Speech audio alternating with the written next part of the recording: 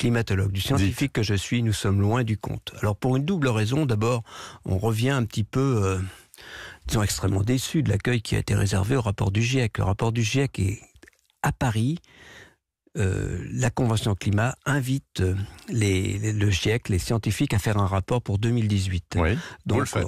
On le fait, oui, il est fait. Il a été adopté il y a 2 mois maintenant. Et puis là, simplement, mais les conclusions sont très claires sur l'urgence, sur le fossé qu'il y a entre ce qui est les engagements des pays, ce qu'il faudrait et ce qu'il faudrait faire. Il y a vraiment un grand fossé. Et puis, eh bien, cette conférence, 4 pays s'opposent dans un premier temps pratiquement à ce que ce rapport du GIEC soit mentionné. Les 4 gros pétroliers.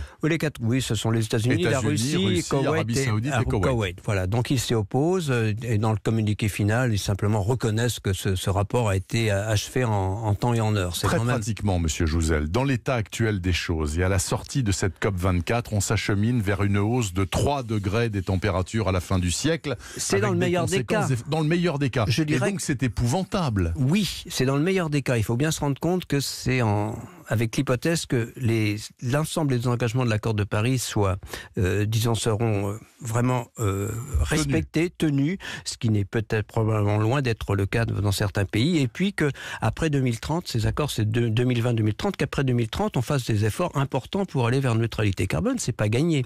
Donc dans le meilleur des cas actuellement, nous sommes partis sur des trajectoires de l'ordre qui nous emmènent vers 3 degrés au moins à horizon 2100, et en fait il faut voir le fossé qu'il y a, disons, entre tout le monde parle de ce rapport, de l'urgence qu'il y a à limiter le réchauffement climatique bien en deçà de 2 degrés, voire 1,5 degré. C'est vraiment très clair dans le nouveau rapport du GIEC. Mais l'accord de Paris ne nous fait faire qu'un tiers du chemin en termes de réduction des gaz à effet de serre. Il faudrait remonter l'ambition. Et c'est ça l'échec de Katowice. Il n'y a pas eu vraiment de discussion. Ce qui a fait dire